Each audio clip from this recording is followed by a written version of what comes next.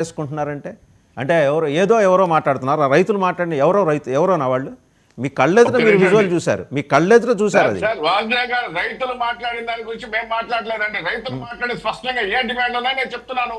ప్రభుత్వం ఏ నిర్ణయం తీసుకుంటుందో కూడా మేము చెప్తున్నాం. కానీ కొంతమంది పనిగట్టుకొని ఏదేదో మాట్లాడితే కొంతమంది రాజధానిని రవాణా కష్టం చేయాలని ఏదో భ్రమంలో ఆలోచించి ఏదేదో మాట్లాడితే సరిపోదండి. క్యాబినెట్ మీటింగ్ లో 2వ విడత ల్యాండ్ పూలింగ్ ఏదైతే చేస్తాం తీర్మానం చేసుకున్న తర్వాత కూడా పవన్ కళ్యాణ్ గారు, చంద్రబాబు నాయుడు గారు, బీజేపీ పెద్దలు ఒక మీటింగ్ లో ఉన్నప్పుడు పవన్ కళ్యాణ్ గారు చాలా స్పష్టంగా చెప్పారు, ఎటువంటి పరిస్థితుల్లో ఈ కూటమి ప్రభుత్వం ఇలానే ఉంటుంది, ఒక 20 ఏళ్ల పాటు ఇలానే ఉంటాం, 10 ఏళ్ల పాటు గట్టిగా కష్టపడి పని చేస్తాం, రాజధాని కానీ అన్ని డెవలప్ చేస్తాం అని చెప్పడం జరిగింది. మరి అంత నుంచి ఏం చెప్పాలండి? పవన్ కళ్యాణ్ గారు స్ట్రైట్ వచ్చాయా?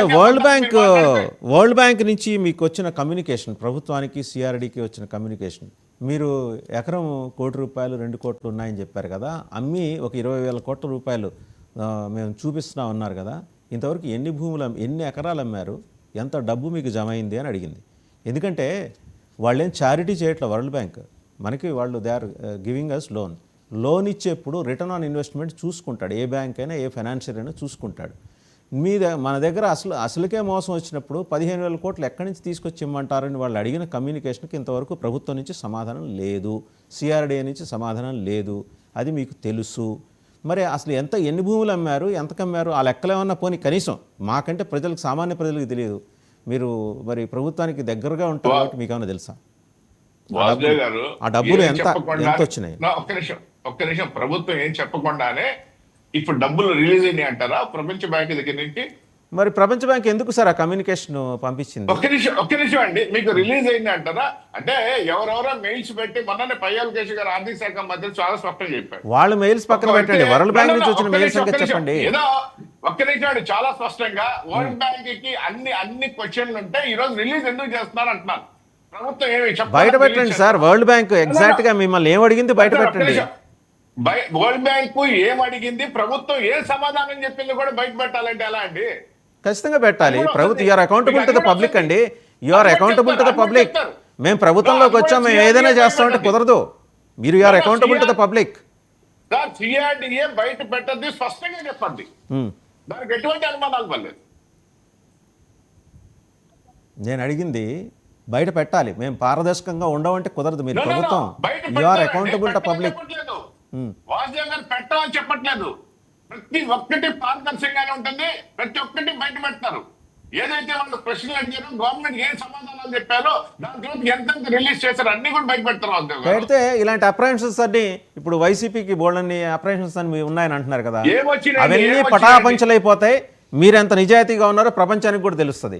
పెట్టేయండి, బయట పెట్టండి. ఈ ప్రభుత్వం నిజాయితీగానే పనిచేస్తుంది, నిబద్ధతతో పనిచేస్తుంది. వైసీపీ వాళ్ళకి ఇంకొక కాదు, ప్రజలకి సమాధానంగా మేమైతే ఉంటాం. వైసీపీ అడిగింది, వైసీపీ మాట్లాడిందని మేమైతే చెప్పాల్సి, వైసీపీకి చెప్పక్కర్లా కానీ ప్రజలకైతే చెప్పాలి. మీరు ప్రజలకి ఖచ్చితంగా చెప్పాలి. మీరు సంపద సృష్టిస్తామన్నారు, భూములమ్మి సంపద సృష్టిస్తామనే కండిషన్ లో లేదు కదా. మీరు వచ్చినప్పుడు భూములమ్మి సంపద సృష్టిస్తామనే మాట మీరు ఎక్కడ చెప్పాలా? వాసుదేవన్ గారు రాజధాని వరకు ఉదాహరణకి ఇప్పుడు సెకండ్ ఫేజ్ ఉందండి. సెకండ్ ఫేజ్ లో దాదాపు 40,000 ఎకరాలు కావాలని ఎందుకు కావాలన్నారు? ఉపయోగించుకునేది 10,000 ఎకరాలే. కానీ ల్యాండ్ పూలింగ్ ద్వారా తీసుకున్న 40,000 ఎకరాల్లో కొంత భూ అమ్మడం జరుగుతుంది, కొంత భూ రైతులకు ఇవ్వడం జరుగుతుంది, కొంత భూమి మౌలిక వసతులు, రోడ్లకు కానీ పార్కులకు కానీ కావాలి. ఇవన్నీ చెప్తా ఉన్నారు కదా. మనకి ఎన్డీఏ హయాంలో 3 రాష్ట్రాలకి రాజధానులు ఏర్పడ్డాయి. మనకి తెలుసు అవి ఏంటంటే జార్ఖండ్, ఛత్తీస్గఢ్, ఉత్తరాఖండ్. ఎక్కడా లేని రియల్ ఎస్టేట్ లంపటం మనకే ఎందుకండి? ఈ ఫెసిలిటీ మనకే ఎందుకు వస్తుంది? ప్రతిసారి మనమే ఎందుకు ఎదుర్కొంటున్నాం ఇబ్బంది? అదే గారు ఇంకొక మాట అంటే ల్యాండ్ పూలింగ్ అనేది ప్రపంచంలో ఎక్కడ ఇన్ని వేల ఎకరాలు కూడా పూలింగ్, దాన్ని ఎందుకు మీరు కూడా అదే ఆస్వాదించి తీసుకోవడం లేదు? నేను చెప్పానే, మీకన్నా ఎక్కువ చెప్పాను నేను. 4 లక్షల ఎకరాల న్యూయార్క్ నగరం తర్వాత 1,00,000 ఎకరాల్లో నిర్మితం అవుతున్న అతి గొప్ప రాజధాని మనదే అనే విషయం మీరు అంటే బహుశా మీరు పాల్గొన్న డిబేట్లో నేను చెప్పుండకపోవచ్చు, కానీ ఇంతకుముందు చాలాసార్లు ప్రస్తావన చేశా. న్యూయార్క్ తర్వాత అమరావతి అవుతుంది, మళ్ళీ మీ దగ్గరకు వస్తాయి. ఈ లోపల శ్రీకాంత్ గారు కూడా ఏదో మాట్లాడాలనుకుంటున్నారు, ఆయనకున్న కన్సర్న్స్ ఏంటో.